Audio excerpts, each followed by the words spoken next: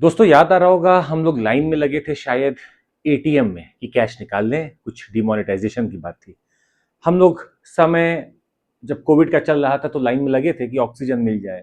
Hospitals में कतार थी। आज एक ऐसा फिर से माहौल बना है जहां पर फिर से लाइन में हम लोग को लगना पड़ रहा है फॉर एलपीजी गैस सिलेंडर्स, या फिर आप कह लीजिए कि ऑयल के लिए, डीजल के लिए और एलपीजी गैस के लिए आज वापस से वो लाइंस चालू हो गई है। हमारे मिनिस्टर्स फिलहाल कोशिश तो कर रहे हैं पर बहुत कुछ हाथ लग नहीं पा रहा है। इस पूरे वाक्य में एक चीज बताना बहुत जरूरी है कि एलपीजी की जो लाइन लग रही है, और कुछ ऐसे भी लोग हो सकते हैं जो इसका होर्डिंग कर रहे होंगे और सोचेंगे ब्लैक मार्केटिंग कर लें। कुछ ऐसे भी लोग होंगे जो सोचेंगे कि हम प्रोडक्शन क्यों करें, अच्छा है प्राइस बढ़ने दो, हमारी कमाई हो रही है। इन सारी चीजों से, गतिविधियों से बचा कैसे जाए? हमारे पास में एक पावरफुल एक्ट है, उसका नाम है एसेंशियल कमोडिटीज एक्ट ऑफ 1955। सरकार को ये बात पता थी कि कुछ ऐसे भी लोग होंगे जो कि रेगुलेशन, हो सकता है होर्डिंग, ब्लैक मार्केटिंग, इन सब में जाएंगे। और हमें प्रोडक्ट्स को, जो कि बिल्कुल बेसिक बेयर मिनिमम चीजें हैं, उनके लिए कुछ ऐसा प्रावधान जरूर रखना होगा कि इनको अवेलेबल कराया जाए, इनकी सप्लाई पर कुछ ना कुछ अपने मॉनिटरिंग करते रहें और हम लोग इनके डिस्ट्रीब्यूशन को रेगुलेटेड रखें। तो एसेंशियल कमोडिटीज एक्ट 1955 में ही बना लिया गया था। अगर हम थोड़ा सा इसके बारे में आपको और बताएं तो समझिएगा, इस समय वेस्ट एशिया में जो क्राइसिस चल रही है, जहां पर ईरान को फोड़ा जा रहा है यूएस और इजराइल दोनों के द्वारा मिलकर, और ईरान भी पीछे नहीं हट रहा है। ईरान ने ना सिर्फ इजराइल पर बल्कि आसपास के जितने यूएस के अलाइज हैं, जिसमें सऊदी अरब हो गया, कुवैत हो गया, ओमान हो गया, हर जगह ये बम बरसा रहा है, बहरीन पर बम बरसा रहा है। और बम बरसा कहां रहा है? जहां पे भी इनके ऑयल के टैंकर्स हैं, ऑयल का रिजर्व है, वहां उसको फोड़ रहा है। इस वजह से पूरे अफरा तफरी मची हुई है वेस्ट एशिया में इस समय। आपको बता दें, स्ट्रेट ऑफ हॉर्मूज जो इतना इंपॉर्टेंट स्ट्रेट है, जहां से 20% तक इस दुनिया का ऑयल आता जाता है, वो स्ट्रेट ऑफ हॉर्मूज लगभग चोक्ड है। ईरान ने साफ कहा कि यहां पे कोई वेसल हम नहीं जाने देंगे, जो जाएगा उसको फोड़ देंगे। आज सुबह की बात है कि भारत की तरफ, कांडला की तरफ एक जहाज आ रहा था जो कि थाईलैंड में रजिस्टर्ड था, उसको भी फोड़ दिया ईरान के ड्रोन ने। अगर ऐसा चलता रहेगा तो हमारे पास ना एलपीजी आ पाएगी, ना ही हमारे पास ऑयल आ पाएगा, और फिर देश चला जाएगा एक अलग क्राइसिस में।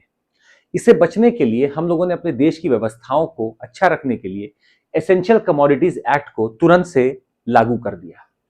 आपको बता दें, ये जो एक्ट है ये सेंट्रल गवर्नमेंट को पावर देता है कि आप प्रोडक्शन को कंट्रोल कर सकते हो, आप सप्लाई को कंट्रोल कर सकते हो, डिस्ट्रीब्यूशन को कंट्रोल कर सकते हो उन गुड्स का जिसको एसेंशियल घोषित किया जाता है।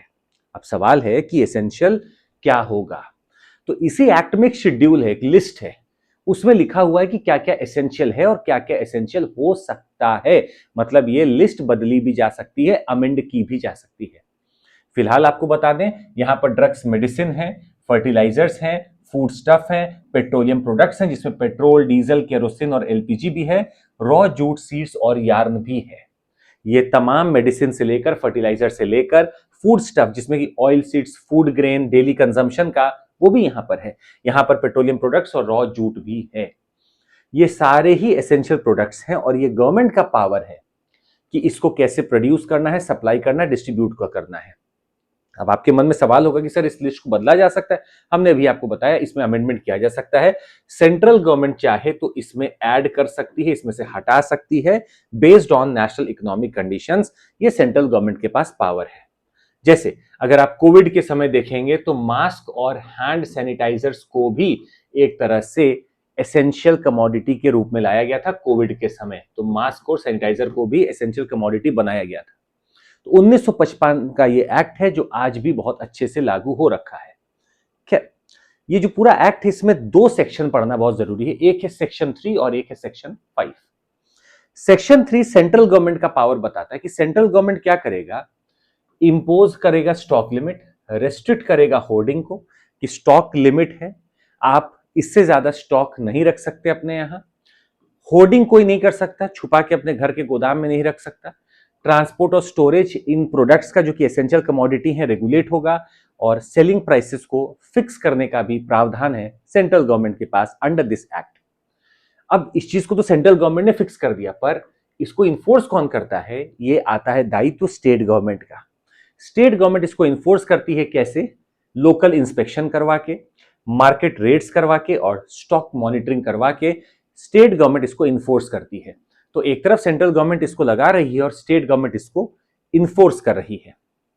आपको बता दें sir, stock limits increase market supply and control inflation. अब एक बात समझते हैं कि इस समय क्या किया गया है। तमाम जितने भी पेट्रोलियम रिफाइनर्स हैं, सबको एसेंशियल कमोडिटी एक्ट 1955 के तहत यह मैसेज जा चुका है कि आपको अपने स्टॉक्स को 10% और बढ़ाकर रखना है, सप्लाई बढ़ाकर रखनी है, सो दैट एलपीजी की किल्लत देश में ना आए। पर आप समझते हैं 150 करोड़ की आबादी है और सरकार चाहे जो कोशिश कर ले, किल्लत आना चालू हो चुकी है और कई जगह तो बहुत बड़े लेवल पर आ चुकी है। यहां यह भी हम आपको बता दें सर कि इसके इन्फोर्समेंट और पेनाल्टीज के जो सेक्शन में लिखा हुआ है कि अगर कोई भी ब्लैक मार्केटिंग करता है, गलत तरीके से होर्डिंग करता है, तो 7 साल तक की सजा हो सकती है, प्लस कुछ पैसा पेनाल्टी भी उसके ऊपर लगेगा। कोई भी ब्लैक मार्केटिंग करता है या इलीगल उसका स्टॉक होर्डिंग करता है तो उसके ऊपर ये पूरा का पूरा आपका लग सकता है 7 ईयर्स का इल्जाम, मतलब जेल, प्लस सम फाइनेंशियल पेनाल्टी। दूसरा, कॉन्फिस्केशन पावर्स। यहां पे सरकार के पास पावर है कि अगर उसको पता चला कि ये चीज कोई स्टोर करके रखा है तो वो जाकर कॉन्फिस्केट कर सकती है, इसका मतलब सीज कर सकती है कोई भी ऐसे इलीगली स्टोर्ड कमोडिटी को, व्हीकल स्टोरेज फैसिलिटीज को, इक्विपमेंट को। तो सीजर ऑफ एसेट हो सकता है जो भी अगर वॉयलेशन कर रहा हो इस एक्ट का। तीसरी बात, जो सीड स्टॉक है जो भी सीज किया गया है उसको पब्लिक ऑक्शन या फेयर प्राइस शॉप से बाहर वापस से बेचा जाएगा। भाई 200 किलो अनाज किसी ने होल्ड कर रखा है, सीज किया सरकार ने और इसको ऑक्शन करके बेच दिया या फिर फेयर प्राइस शॉप में देकर बेच दिया। तो एसेंशियल कमोडिटीज एक्ट की आज जरूरत इसलिए हमें लग रही है क्योंकि एलपीजी की किल्लत तो बिल्कुल दिख रही है सामने और रिफाइनर्स जो हैं वो अपने हिसाब से कर रहे थे काम, पर अब साफ कर दिया गया है दो चीजों को जो हम अभी आपको बताएंगे। 2 मिनट आप और सुन लें हमारी बात। यहां सबसे पहले एक जो बदलाव किया गया वो ये था कि एसेंशियल कमोडिटी एक्ट में साफ कर दिया गया है 1955 में कि आप 10% से ज्यादा अपना जो सप्लाई है एलपीजी का वो बढ़ा देंगे। दूसरा, आप प्रोपेन और ब्यूटेन को, जो कि एलपीजी होता है, आप जो लिक्विफाइड पेट्रोलियम गैस की बात करते हैं उसे प्रोपेन और ब्यूटेन होता है, इसको आप किसी अन्य चीजों में डाइवर्ट नहीं करोगे, आप इसको डाइवर्ट करोगे for the purpose of LPG only. आप इसको कहीं और डाइवर्ट नहीं करोगे, you only have to divert it for propane butane को फॉर एलपीजी। 10% आपको बढ़ा देना है सप्लाई। बावजूद इसके महाराष्ट्र के लगभग 30 से 40% रेस्टोरेंट बंद हो चुके हैं। बावजूद इन सारे स्टेप्स के बहुत सारे ऐसे तमाम लोग थे जो कि वेंडर थे, जो कि ठेला लगाते थे, जहां पर सिलेंडर यूज करके वो कचौड़ी सब्जी बनाया करते थे या फिर छोला भटूरा बनाया करते थे, वो सब घर लौटने को मजबूर हो गए हैं। एक अमेंडमेंट भी इसमें हम आपको जरूर बताएंगे और ये अमेंडमेंट आप सुनिएगा बहुत गौर से। 2020 में किसमें अमेंडमेंट किया गया था जहां पे ये बोला गया था कि सर अगर आप ऐसे रेगुलेट करोगे तो आप मनमानी करोगे, किसी को भी कर दोगे। नहीं, 2020 में कहा गया कि ठीक है हम ये काम करते हैं, ये जो सीरियल्स, पल्सेस, पोटैटोज, अनियंस और एडिबल ऑयल सीड्स हैं, इन 5 को मैं रेगुलेट करूंगा सिर्फ एक्स्ट्राऑर्डिनरी सिचुएशंस में। मतलब cereals, pulses, oil seeds, potatoes, onions, हम इसको रेगुलेट करेंगे सिर्फ और सिर्फ एक्स्ट्राऑर्डिनरी सिचुएशन में, जैसे वॉर, फेमाइन जो कि चल रही है, वॉर का माहौल तो बना ही हुआ है, नेचुरल कैलामिटी या एबनॉर्मल प्राइस सर्च के दौरान हम इसको करेंगे, नॉर्मली हम नहीं करेंगे। दूसरा, हम प्राइस ट्रिगर दे देते हैं। हॉर्टिकल्चर प्रोडक्ट्स का अगर 100% प्राइस ऊपर भाग रहा है, ट्रिगर कर जाएगा कमोडिटी एक्ट।